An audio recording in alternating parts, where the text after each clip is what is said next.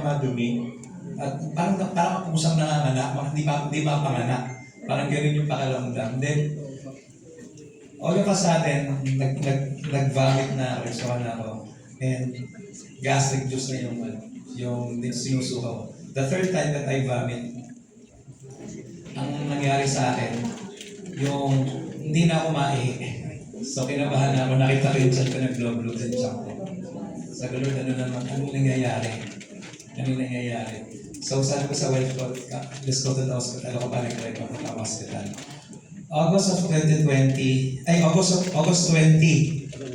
Ito na po yung nangyari. I was at the hospital, with excruciating pain. Then, the diagnosis, nagkaroon po ako ng ruptured appendix. So, pumutok. Then, minor, dapat minor lang, di ba dito? So, dahil pumutok siya, so lampas pusod po yung tahi ko.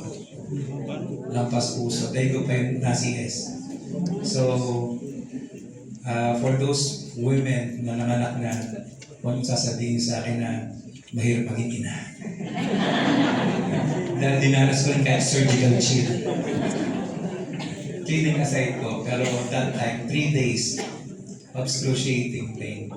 But I never questioned God kung ano yung nangyayari sa akin. I was very thankful because yung nangyari sa akin na mga bagay na yun, buti na lang nandyan si Rimay. So Rimay covered it all. Lahat po na expenses namin sa hospital. And alam niyo po, during those times na nakahiga po ako sa hospital, nag-rank up po ako ng July, tapos po nahig ulit yung rank up nung August habang nakahiga po ako sa hospital. Dahil sa at alam niyo po, sabi ko kasi, although ito, I'm not here to brag anything bad, but I just want to share with you kung ano yung mga pangarap namin ng asawa ko that time. Sabi ko sa asawa ko, nag-uusap kami lagi, Mami, ano ba yung sa lifetime pangako natin na to? Aabutin kaya natin magkaroon tayo ng, alam mo yung magandang bahay na pag nakita mo talagang may-inspire yung mga tao dahil sa kwento ng buhay natin. Magkakaroon kaya tayo ng SUV. Magkakaroon kaya tayo ng sports car sa lifetime natin. Alam niyo po yung SUV, last year dumating. Yung bahay, dumating po yung bahay namin sa Mexico, Pampanga, na two-story, na by the grace of God, May po dumating. Ay, June 1 kami tumira. Then habang nasa hospital po ako, at nakahiga po ako doon, a week bago ko na-opera, nagkaroon po kami ng BMW. Sino po mag-aakala? At this stage, kasi alam niyo po, my dad, nung kung nabubuhay ang daddy ko, sabi lagi ng daddy ko, anak, hindi mo pwedeng nasa first generation ka, tatanong sa seventh generation. Alam niyo, yung mga ganun, yung mga limiting beliefs natin na hindi natin kaya, ganito lang tayo. Those words na para tayo, you cling it to. Tapos yung, ay, hindi ako makatapos, hindi ko kaya, ganyan. But God gave us a breakthrough. Because of this platform, binago po talaga yung mindset namin. Because of, alam nyo leaders and for the first timers, this company, yung sinabi na ni Ma'am Nani, dadaan ka sa proseso, dadaan ka sa box na merong sistema. Pero it all comes with this. Ito mag-i-start sa pag-iisip natin. Our mindset will change everything. Because nung una, na nag-i-start kami dito, ang mindset ko is just to survive. And kaya ang binibigay na rin sa akin, puro barya-barya lang. Because ang iniisip ko, tingi-tingi lang.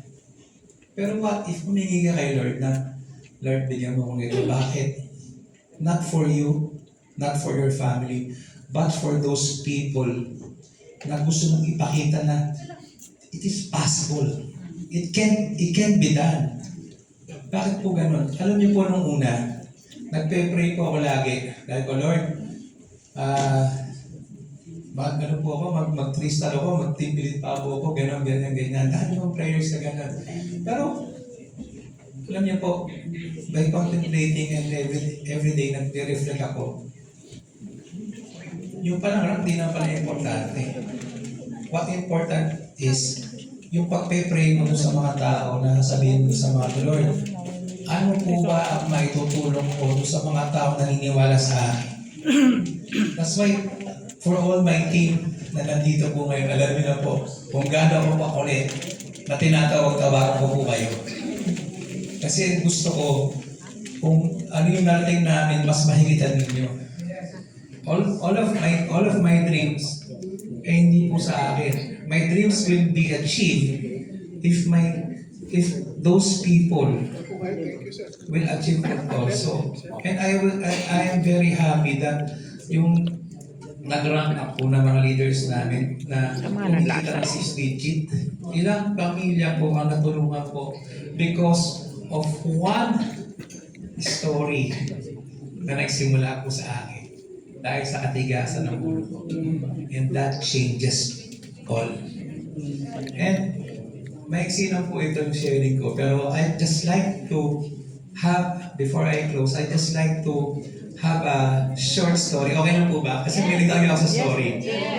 So, ito na ikwento ko na before, pero kasi alam ko, Manila to eh. So, ito po yung gist po ng story. It's all about the mindset.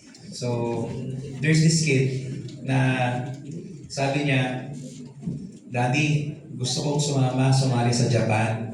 Merong competition. Anong competition, anak? Paggandahan at palupitan po ng mga alagang hayop. Sabi gano'n.